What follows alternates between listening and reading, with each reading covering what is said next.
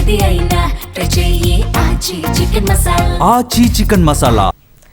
Bharat Israel మధ్య వ్యూహాత్మక రక్షణ సహకారం మరింత బలోపేతం కానుంది. ఈ నెల 25, 26 తేదీల్లో జరిగే ప్రధాని నరేంద్ర మోదీ ఇజ్రాయెల్ పర్యటనతో అందుకు అడుగులు పడనున్నాయి.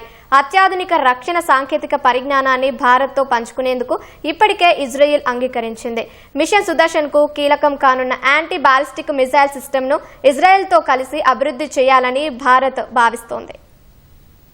ప్రధాని నరేంద్ర మోదీ ఈ నెల 25, 26 తేదీల్లో 2 రోజుల పాటు ఇజ్రాయిల్లో పర్యటించనున్నారు. ఈ సందర్భంగా వ్యూహాత్మక సంబంధాలు, రక్షణ రంగంలో సహకారాన్ని మరింత విస్తరించుకునే దిశగా ఒప్పందాలు చేసుకోనున్నారు. Anti ballistic missile defence system, laser weapons, long range stand off missiles, డ్రోన్ల అభివృద్ధిలో ఇరు దేశాలు పాలుపంచుకునేలా రక్షణ ఒప్పందం జరగనున్నట్లు తెలుస్తోంది. ప్రధాని మోదీ పర్యటన ఎజెండాపై 2 దేశాల నుంచి ప్రస్తుతానికి ఎలాంటి ప్రకటన వెలువడలేదు. అయితే అత్యాధునిక రక్షణ సాంకేతిక పరిజ్ఞానాన్ని భారత్తో పంచుకునేందుకు ఇజ్రాయెల్ అంగీకరించినట్లు తెలుస్తోంది. Hitech laser defence, stand off systems అందులో ఉన్నాయి. ఈ రక్షణ సహకారానికి గతేడాదే పునాది పడింది. గత నవంబర్లో ఇజ్రాయెల్లో పర్యటించిన రక్షణ శాఖ కార్యదర్శి ఆర్కే సింగ్ అవగాహన ఒప్పందంపై సంతకాలు చేశారు. ఇజ్రాయెల్తో కలిసి యాంటీ బాలిస్టిక్ మిసైల్ డిఫెన్స్ వ్యవస్థను అభివృద్ధి చేయాలని భారత్ భావిస్తోంది. అది మిషన్ సుదర్శన్ కు కీలకం కానుంది. కీలకమైన వ్యవస్థలు, అణువిద్యుత్ కేంద్రాలు, ఇస్రో తదితర సంస్థలను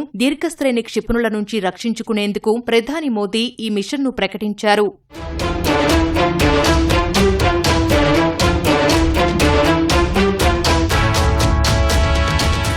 long range arrow, medium range sling, short range iron dome సిస్టమ్తో కూడిన యాంటీ బాలిస్టిక్ మిసైల్ సిస్టంలో ఇజ్రాయెల్ లీడర్గా ఉంది. యారో మిసైల్ సిస్టమ్ను అమెరికా, ఇజ్రాయెల్ సంయుక్తంగా అభివృద్ధి చేశాయి. ఎక్కువ ఎత్తు నుంచి వచ్చే క్షిపణులను ఇది అడ్డగిస్తుంది. యారో 3 100 కిలోమీటర్ల ఎత్తు నుంచి అంతరిక్షం నుంచి ప్రయోగించే క్షిపణులను అడ్డుకుంటుంది. యారో 2 భూ వాతావరణం నుంచి ప్రయోగించే స్వల్ప, మధ్యశ్రేణి క్షిపణులను అడ్డుకుంటుంది.